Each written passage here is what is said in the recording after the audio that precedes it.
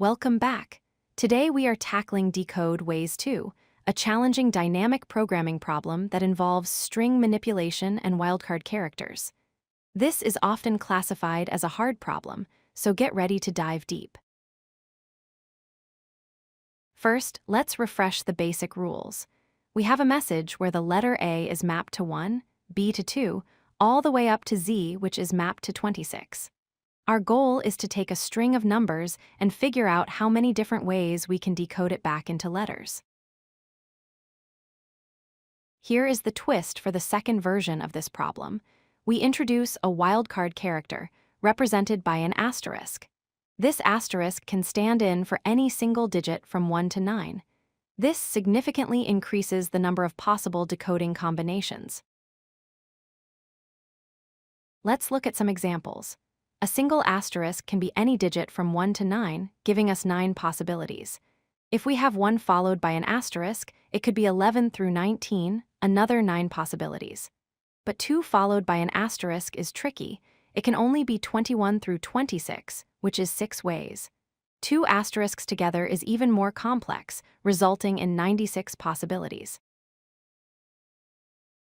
Before building our logic, we must handle edge cases, specifically zeros. Leading zeros are invalid and cannot be decoded. Standalone zeros like 60 are also invalid. A 0 must always be the second digit of a 10 or 20. Also remember, a wildcard asterisk can never represent a 0. We will solve this using dynamic programming. We define an array, dp, where the value at index I represents the number of ways to decode the string up to that point. The recurrence relation looks at the current digit as a single-digit number and combines it with the previous digit to check for 2-digit numbers.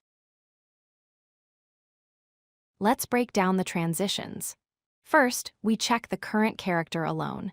If it is a digit from 1 to 9, we add the previous number of ways.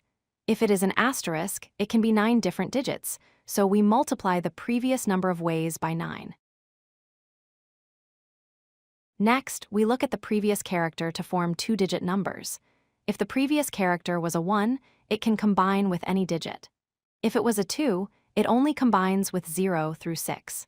If the previous character was an asterisk, it becomes even more interesting, contributing 15 ways if the current character is also an asterisk. Because the number of ways can grow exponentially, the result can be massive. We need to perform calculations using modulo arithmetic. At every addition step, we take the result modulo 10 to the power of 9 plus 7 to prevent integer overflow. A standard dynamic programming solution uses an array of size n, taking linear space. However, notice that we only ever need the last 2 values to calculate the current one. We can optimize this by storing just 3 variables: current, previous 1, and previous 2, reducing our space complexity to O of 1. Let's analyze the complexity. We iterate through the string once, so the time complexity is linear.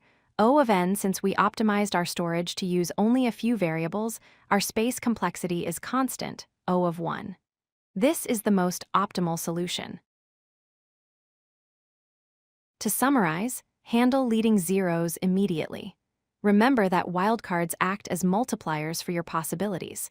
Always apply the modulo operator to keep numbers in check.